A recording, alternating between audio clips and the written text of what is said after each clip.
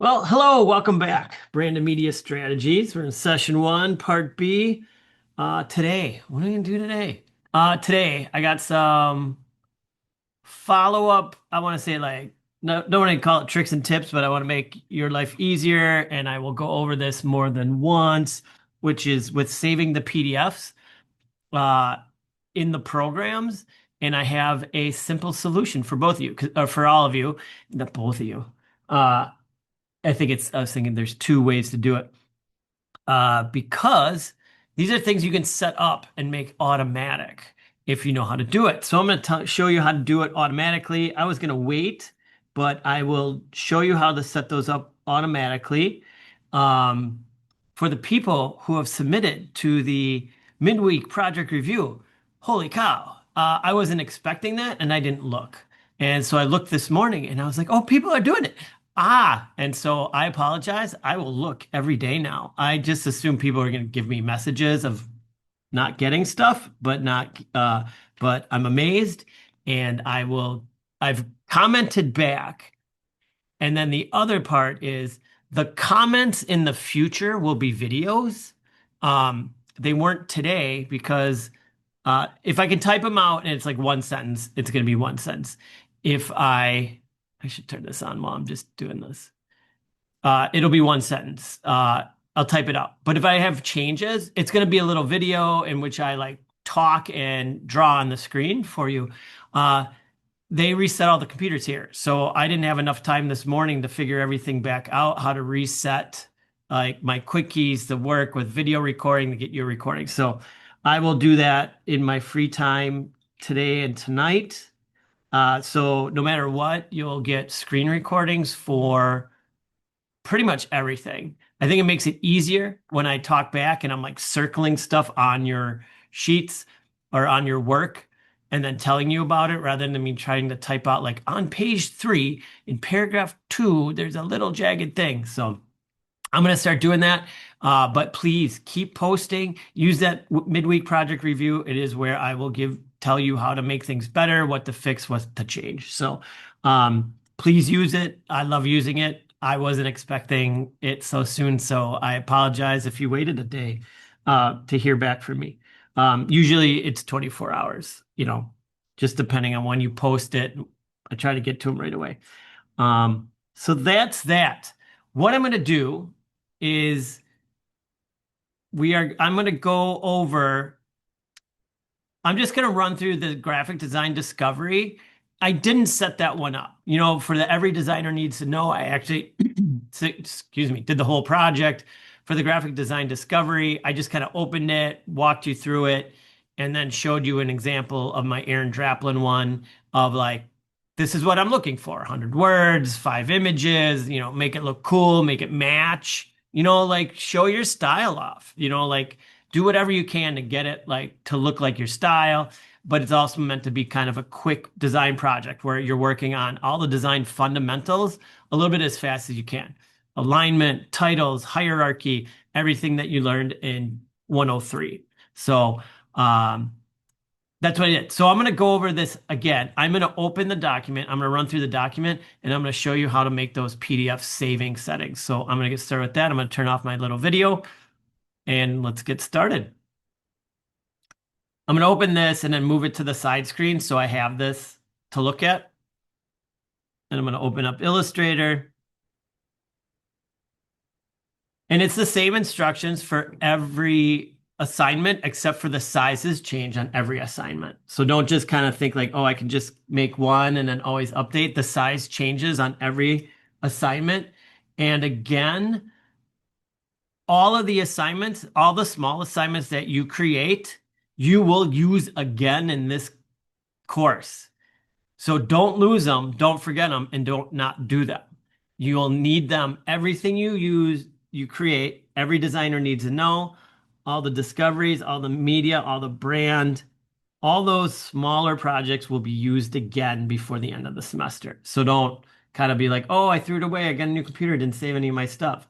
This is your warning to save all your stuff. All right, so it's 13.5 by 17 tall, 0.25, that's a quarter inch of bleed.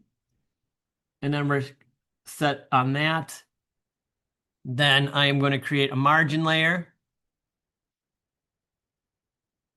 Now, if you haven't had me in uh, 103, I hope you've been taught all of these rules, some of these rules. And if not, we'll have to go over. Why is my properties not working? Oh, that's odd. I need that. I need properties.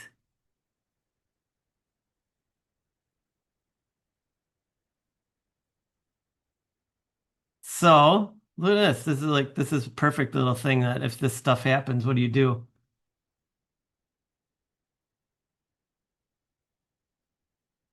Because it should be showing me the size of the box, everything. So in that case, because I'm nowhere, I'm just going to close Illustrator. So this is something you should do as well. This is a great learning experience. Is if you're like Illustrator's not doing this and it used to do this, it's not working, and you try like one or two things, just close Illustrator. Like close it and reopen it. There may just be a glitch in the system. There may be a glitch in your file as well. I've had that happen. So, okay, so it remembers 13 by 5 by 17, 2.5, create. There, see now, properties is working. So that's all it took. No big deal. Properties is working. So now I go back to margin.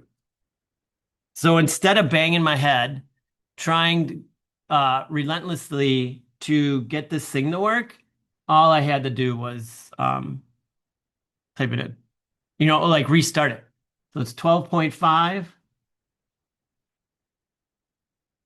by 16. I'm going to make sure it's centered, centered. You can do this in whatever order.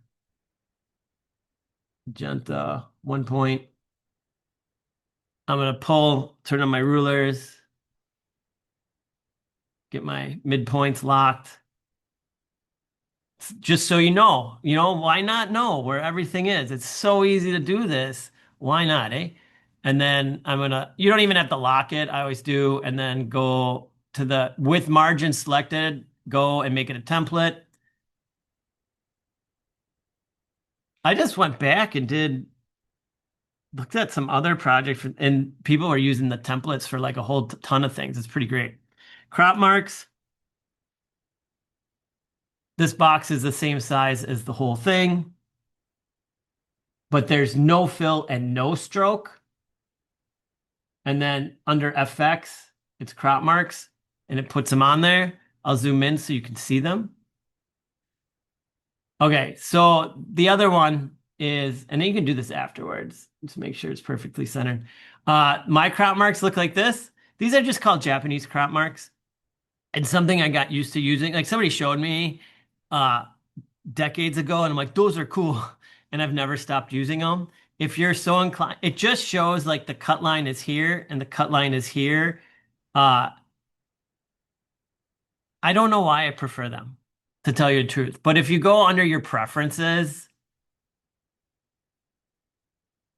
it is use Japanese crop marks. If you want to use them, you don't have to. It's personal preference. The other ones work just fine. I just like them. So if you're like, why do yours look different than mine? That is why. So then you lock that. Then I have my 3 layers, which is typography,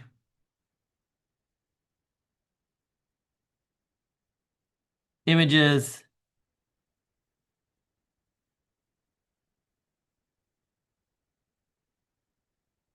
background.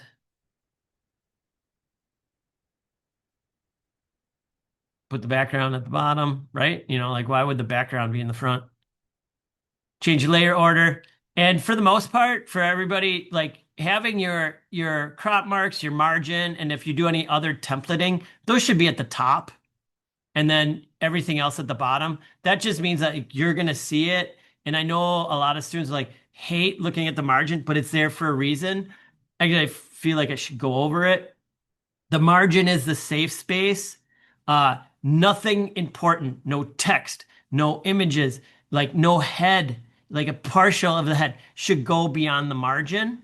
That's a safe zone. So there is a reason of like when you print something, some of that may get cut off a little bit. You can't guarantee that your margin, your edge of your page is going to be perfect. And that's also why you use the bleed.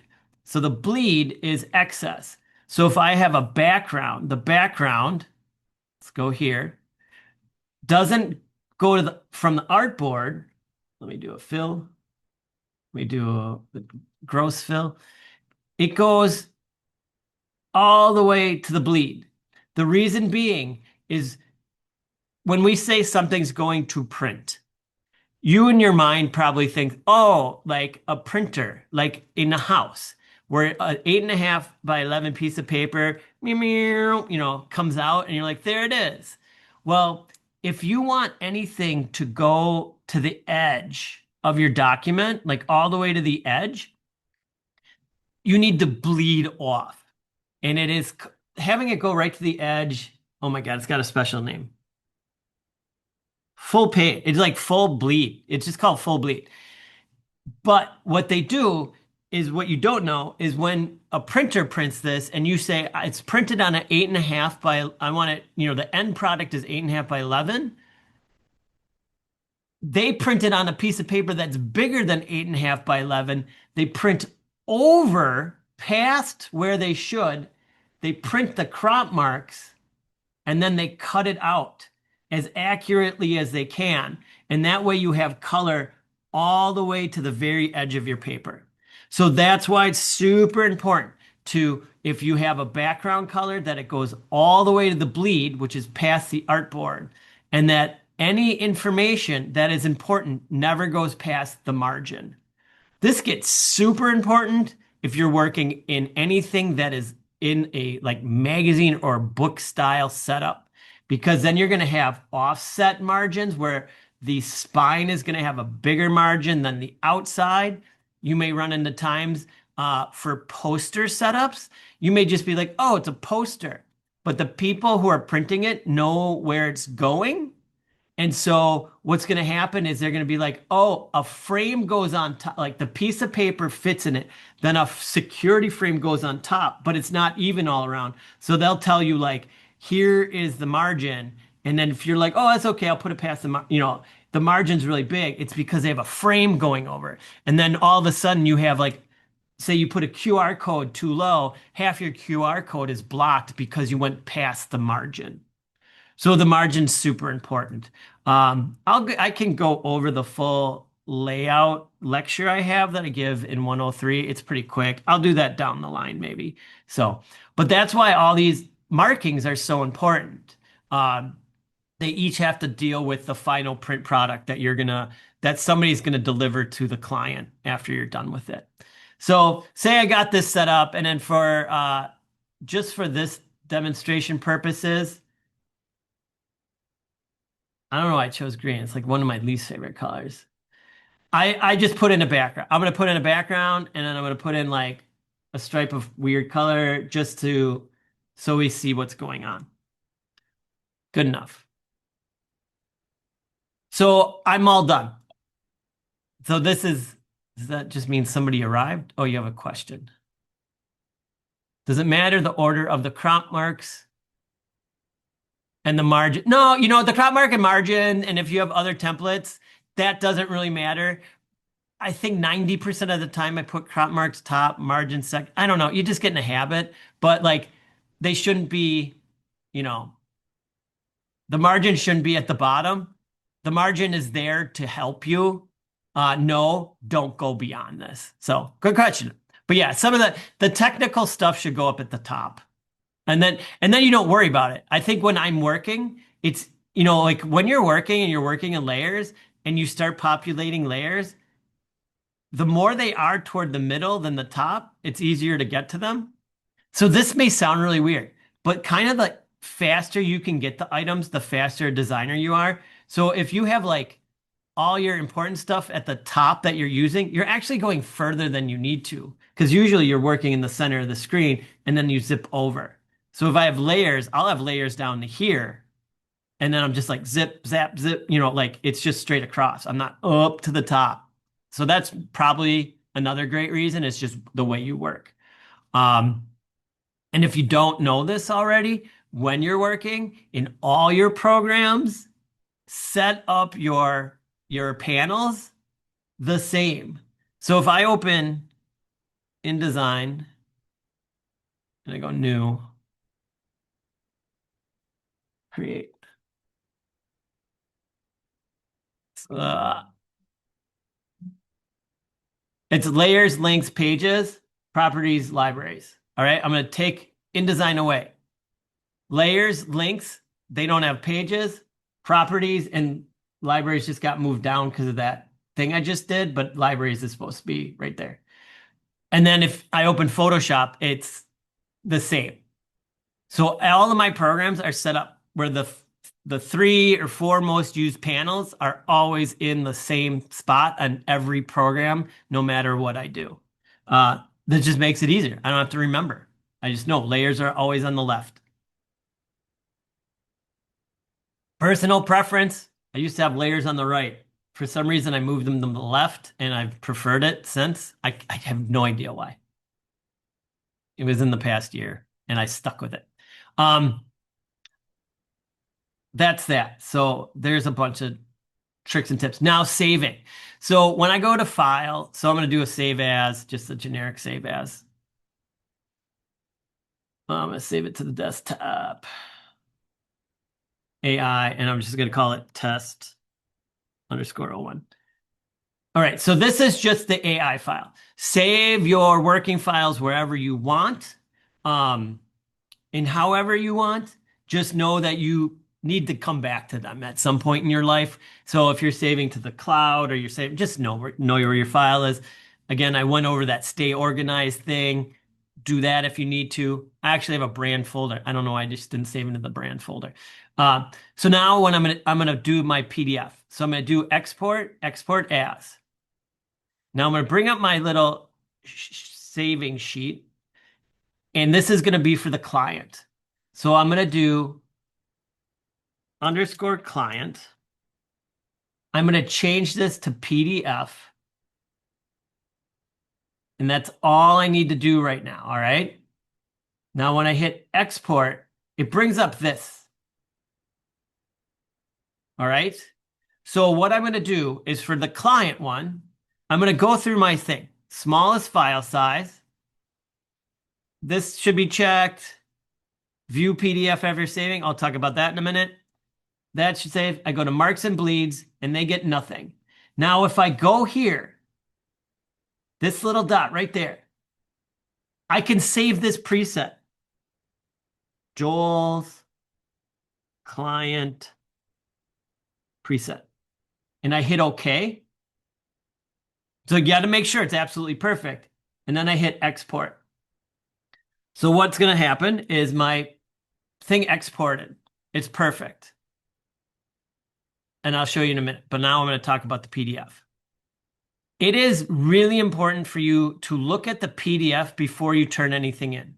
Not just for me, but if you're doing any sort of work. The reason why it's so important is we get so used to seeing it like this with everything on around it and blah, blah, blah, blah. And you may be like, well, I know, Joel, I know how to turn off my grids and I have to be clicked on it. I know how to quick key off grids and all this kind of stuff. Great. You can do that, but you're still seeing it as a designer. When you export it and you see it as a PDF, you're seeing it cleaned up in like a different light. And you know what? You'll notice like, oh God, I missed this, or I missed this, or I missed this. Then all you do is you just close it, you go back, you fix it, and then you can watch this. Then you go to File, Export, Export As. I want a PDF. I have to re-put in that underscore client. Say I made a change, hit export, replace. And now if I go to this here, this Adobe PDF preset, and I scroll down, Joel's client preset, all I have to do is hit that and export PDF. It remembered all of my changes. And so it's going to make the PDF the same way every time. So then I can do that one for the press. So I go to File, Export, Export As. underscore press export. Now for here, I gotta read, I'm gonna do all the correct stuff. I'm gonna press quality, view PDF as there, great, great, great. Marks and bleed. I want to add the trim marks and I want to use document bleed setting. And before I go here, I'm going to go here and it's Joel's press export. I don't know what I called the other one. And I'm going to hit OK. So now I have that and I'm going to export the PDF. It's going to open. It's going to open in Adobe Acrobat. I'm going to check it and I can see here I've got crop marks and I've got bleed. And then that's always built in no matter what. So when I go to File, Export, Export As, get to the next export, and there we go. Joel's client preset, Joel's press export, done. As you can see, I've taught this a lot. I got to remove those. To remove them, it's a pain in the ass. But this is good. It's good to know that you may have a constant client at some point where this is really important. They wouldn't do it unless people were using it. You may get like if you're working at a job at a company and you do the same thing, kind of like the same setup every week, having these exports built in, super quick. And you can do the exact same thing in InDesign. You just do the exact same procedures in InDesign, rename it, click that thing, boom, they're set up. So yeah, I have to relook up how to delete all the old months. But there you go. So that's how you do that. So that'll make your life easier because I know everybody rolls their eyes when they're like, oh, we got to save so many different file types for Joel. But you're going to have to do it in the real world anyway. I am not kidding you. We did it. Maybe I do like this new video thing. We did it all the time because you have your native file. That's the file you're working on. So that one you just have. And then when we'd send a file to somebody to send to the client or directly to the client, we sent them that low res PDF. They didn't need to see the high res. They didn't need to be bogged down by it. And then when we went to print, we'd oftentimes send a printer the advanced PDF and be like, do you see anything we need to fix? And if they were like, no, then we're like, and I'd send them a PDF, all the files, and then all the proper working files. So it is something you're going to have to do all the time in the future. You're never just like, oh, here's the file, here's my AI file. You kind of structure it. A lot of times too is the reason you only send the print ready PDF is because it doesn't allow them to make changes. You have to make the changes. So that kind of puts it in your court then, which I really prefer too. Because you will run into problems in the future and the printer will be like, do you want us to make the changes? And you pay them. They don't just make the changes for free. Or you can say, send it back. What changes do you need? And you make the changes and then you're in control. So weird stuff, good stuff to know. That's why I have you save it so many different ways. You can do it. I should ask, as we go forward, does anybody have questions on the every designer needs to know or on the graphic design discovery from Tuesday? Okay. Again, I'll check message boards. I'll check mid-session reviews. I had a question. I think I got back to them. They got back to me. I'll get back to you after the lecture. Cool. And then, yeah, just ask along the way. Do great design. 2 hours is a long time. And like I said, I will start doing these more in depth next week when I don't have all this, the other weird stuff to take care of. I'll do the easy assignment first. Chapter, Brand Basics. There is a book. It's listed several times to read. It is Designing Brand Identity. If you're smart, you can look for it. I'm not really concerned about which version you get. So smart internet searches may save you 20 some dollars, but you didn't hear it from me. But you'll need the book. So it is called Designing Brand Identity.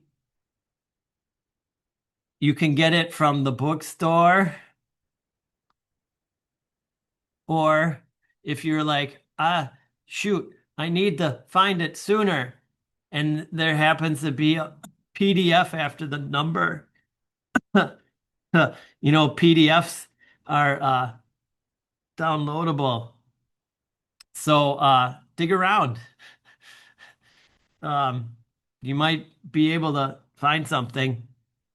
You didn't hear it from me, wink, wink. But so it's out there and it's the book.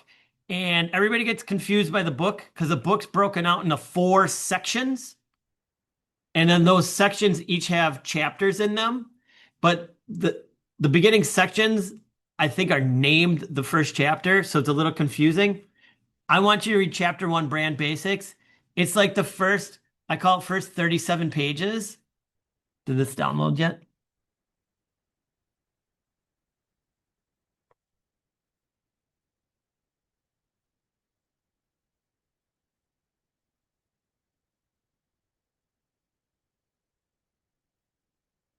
It might take a minute, but I'll go to Amazon. Oh, okay. Sorry. Zoom brings down a giant menu that covers everything. I just want to show you the first couple pages because everybody's like, oh no, I got a whole book to read. There's like a little preview in here. Read sample. Which way do I go? Okay. Blah, blah, blah, blah, blah, blah, blah, blah, blah. All right, this is what I mean. So it's basics. Brand basics is page 2 to 24, right there.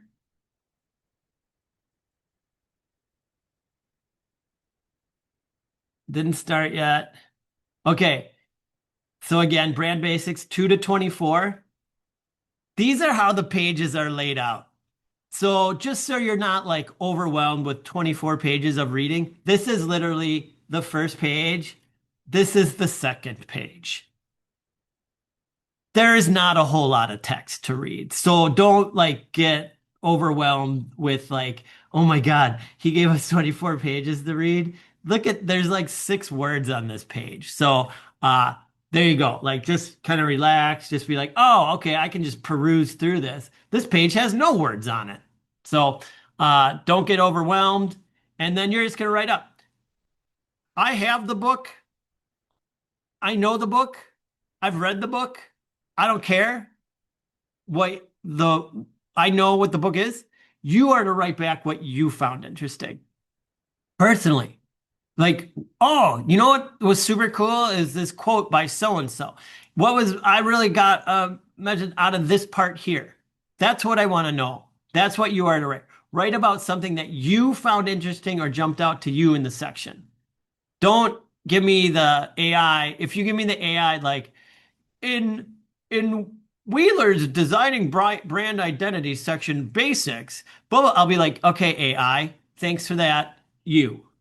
Now how about you tell me what you got out of it? So I am not looking for a book report. I'm looking for you to look at it and be like, oh, wow, this was really cool. I didn't realize this happened in blah, blah, blah industry. So there you go. That's what I want from that. Easy enough. Any questions on the assignment, that assignment? All right. Next up, the big project. All right. This is going to be exciting. This is a ticket giveaway, phase 1, presentation and logo development.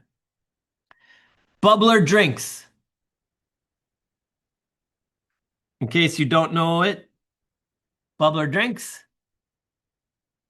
It's a sparkling water with caffeine in it, locally made. They have great branding. Oh, they changed their font a bit. They changed their font, but it's really fun, colorful flavors. So Bubbler, is teaming up with Summerfest, Milwaukee's world and the world's largest music festival, for a Don't Burst My Summer Bubble giveaway. when you buy a 6-pack of bubbler drinks, there will be a QR code in which the participant can scan to get free tickets to Summerfest. So that's the overview of the project. You are creating the brand for this event. You're not creating the brand. Oh, maybe it's me. Am I talking weird? No, I'm so sorry if the audio is bad. Anybody else have bad audio? I can turn off my screen. I don't know if that'll help with the bandwidth. So that's what we're doing. We're doing a promotional brand development in which you're combining Bubbler and Summerfest and the Don't Burst My Summer Bubble giveaway. It's a ticket promotion targeting college students and young professionals in the greater Milwaukee area. That's your demographic. Uh, maybe it's just me being a little robotic. So that's who you're targeting, college students and young professionals. The design should be based on that. Who are we targeting? They should be attracted to the design.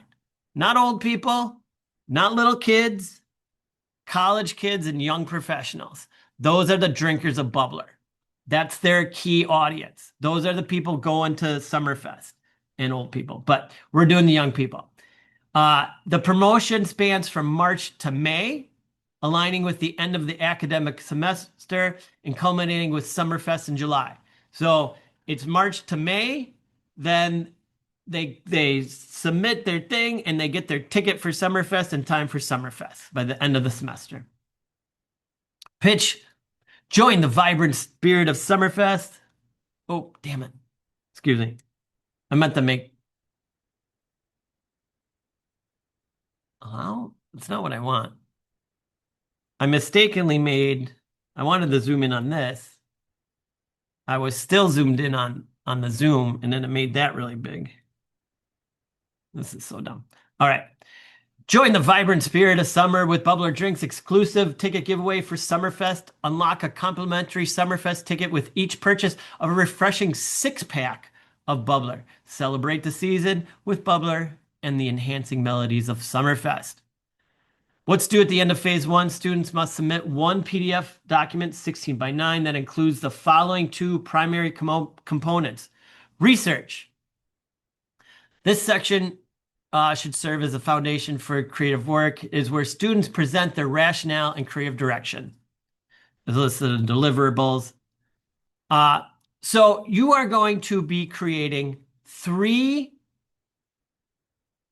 logos, quick logos, 3 concepts. And for each of them, you're going to write up why you're doing what you're doing. So a little research is needed.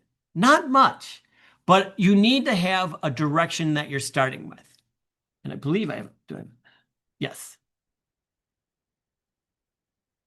So this is a start. The student did the little research. Who is Bubbler? Who are some competitors? You should know that for this. Research include logos from 3 to 5 relevant competitors or similar giveaway promotions. This helps establish a baseline for visual distinctiveness. Who is your client? Who are the competitors' clients? Because in the end, you don't want to mistakenly make a design that looks like a competitor's design. Does that make sense? Like if you're Pepsi and you made something that was like all red and white only, people would be like, is this for Pepsi or is this for Coke? The person didn't realize like they kind of swap brands. And that has happened in the past where designers design something and haven't looked at the competition and then realize like, oh, this looks like the competition. Like, so it's bad. So that's one thing to keep note of. So we want to know, here it is. Let me go back. Stupid thing.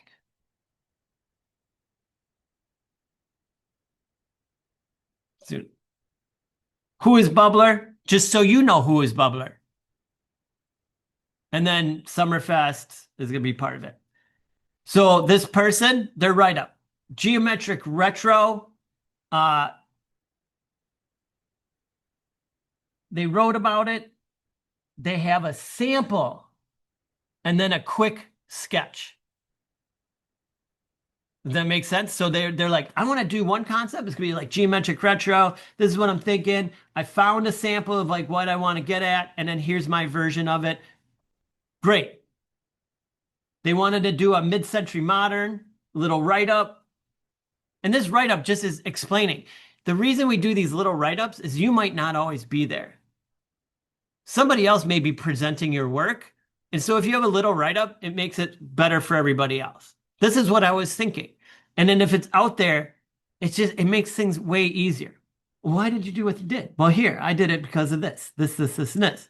So they did a mid-century modern, little example of what they wanted to copy, and they did it here. And then gradients, they wrote up why gradients, example, and then they did this. So you are going to create 3 visual concepts. These are roughs but well thought up logo lockups. They should incorporate all 3 required elements. Don't burst my summer bubble text, the Bubbler logo, and the Summerfest logo. And it's actually don't burst my summer bubble, and then giveaway can be a smaller portion of that as needed. You're going to need the Bubbler logo. You're going to need the Summerfest logo. But look at this. Got it for you. If you click on that and you download this, it's got everything you need. In Vector. All right. So there's no reason. What do we got in here? I got to move it over because it's going to start opening up in the big screen. I got the Summerfest logo guidelines. This is the Summerfest logo. This is the Smile logo. Read through this. Logo rules. What you can and cannot do. Do not rotate. Do not stretch or distort. Do not alter colors. Okay, thank you. I have it in an EPS format here. Then I have the Bubbler logo built for you, all vector. All right. And because I rock, though they're WebP files, they're not, are they all? And then AVI. But all the files are here for you. Every can. In box art. This is the 6-pack. You're going to need to use these box art. So you don't have to find anything. It's all here for you. For the most part. Anything you need.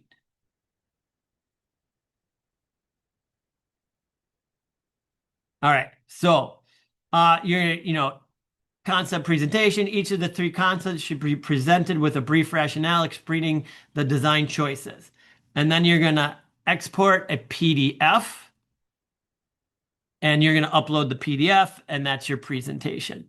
The PDF should be nice. I will look for items in the PDF like how are things set up, consistency on pages, like look at how beautifully and consistent these are. And you build these in InDesign. So you can start using your master pages and stuff like that. I'm going to be checking that you're using vector logos and not cheating and being like, oh, I just found this JPEG. Like, I gave you vector logos for everything. You should always use a vector logo. Vector logos, I think some people don't always know this. So I'll do it. Here is Illustrator, and I'm going to copy. See that copy? This is InDesign. I'm going to paste. You can copy and paste vector directly into InDesign, and it works just the same. So you don't have to be like, well, InDesign doesn't take InDesign. You can copy an entire page from Illustrator into InDesign. they're cross compatible. The only thing that does like the way why you use InDesign is because of pages, like the beautiful page setup, um, and better typesetting. So like I use InDesign for every presentation I make, even for you students, because it's multi-page. But I'll do setups in Illustrator, copy and paste it over InDesign, and then be done with it. So don't forget that. Vector can be copied from Illustrator to InDesign. I see so many people are like using JPEGs and really bad images they found on the internet in InDesign because they're like, well, you can't put a vector logo in here. I'm like, yes, you can. Like, I don't know when that kind of came up, why people think that. So they're interchangeable. Um, what else can I show you? I'm going to show you some startups here. Give me a moment. I want projects.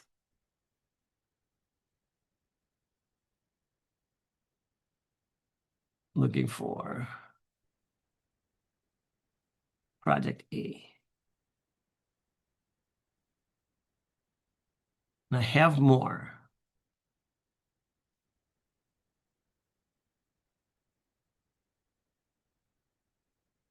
Hmm.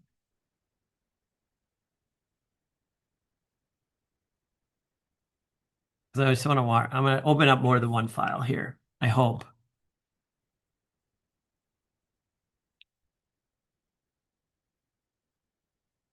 Just give me a second. All right, this is old. This is old news.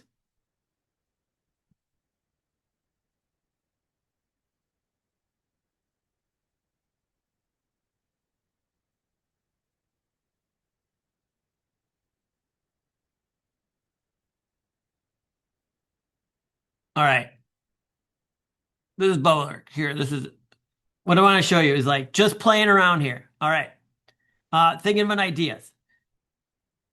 I had one idea for inflatable. So one thing I want you guys to really make sure of is the words are key. The words are should be the biggest part. It's almost like a word mark less than it is a logo. So here it's like, don't burst my summer bubble giveaway is all pretty big in the grand scheme of this logo lockup. And then these two represent like Summerfest and Bubbler. And it's just like, this is just kind of like redrawing and like getting, playing around, how may do stuff. And these are all just sketches. And when I do these types of sketches, I just do these are a lot. I always talk about like these are I do in front of the TV.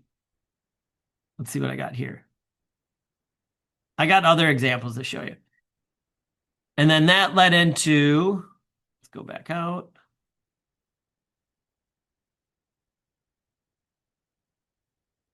That was 24. Okay.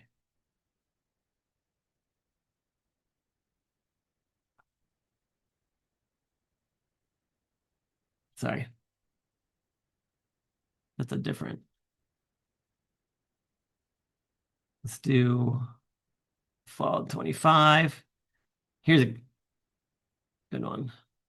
So here's one. So it's like it's a beach ball and don't burst my summer bubble. And then I don't know, in the end I'd give away, but it's like started with sketching and playing around. And this is more toward the final. And I was trying different fonts, all sorts of different things with this one.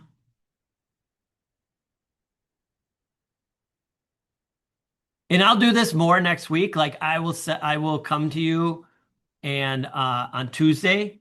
I always said then it like I switch it up. So like Tuesday I'll show you some of the work that I'm working on and I'll show you more designs. So this is another one where I'm like just like knocking stuff out like here it is. Like what's my idea? I wanted big and blocky letters. Like so I'm just kind of like playing around. I'm just drawing. Drawing, drawing, drawing. And all this turns into, the design ideas. I will come up with that was that one. Did I do them all?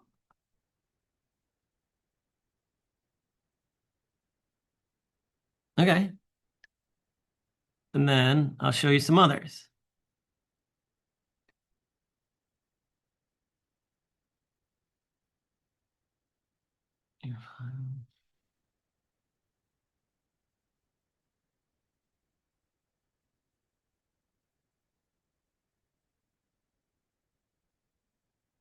Oh, this was a logo done 2 years ago. As you can see, it's all about the type, right? You can read that from a mile away.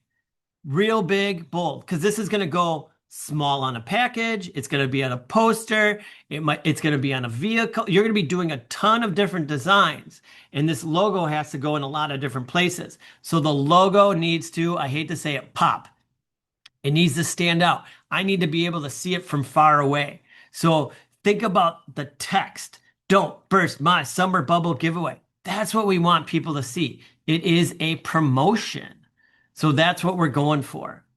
Uh, Here's one. This isn't finished.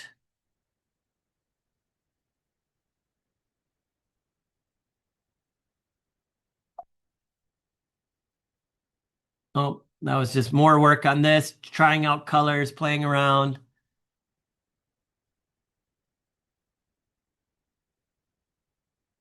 Let's do, that was 24. Let's do fall 25. Oh, yeah. So this is like the working, like me working through it, finding spheres, figuring out how to get the text right. And then like we have to do a poster. So this is my poster. So like, don't burst my summer bubble. And then giveaway is here. I want to look crazy. And here's the Bubbler logo. Here's the Summerfest logo. Um, but it is front and center. It's the biggest thing on there. So that's what I want you to think about. Think about the client. Think about summer. Think about music, like all that fun stuff. And develop 3 quick logo roughs. When I say rough too, like I don't want a complete scribble. I need to be able to understand what's happening uh, in that. Like this is your first showing to the client. So make sure that like your logo, like it looks good. You will be able to adapt and change it in the full next week because we'll narrow it down to one. Then you'll work on it for another week and then we'll move on from there. But I want just like 3 ideas that are solid and grounded. I will come back on Tuesday with 3 ideas that are solid and grounded. I'll show you mine and then give you an idea of what we're going with that. Is there any questions, comments, or concerns as we start with this project?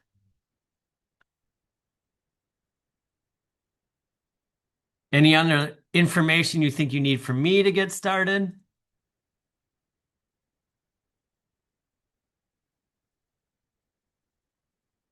All right. Well, I will leave it at that then.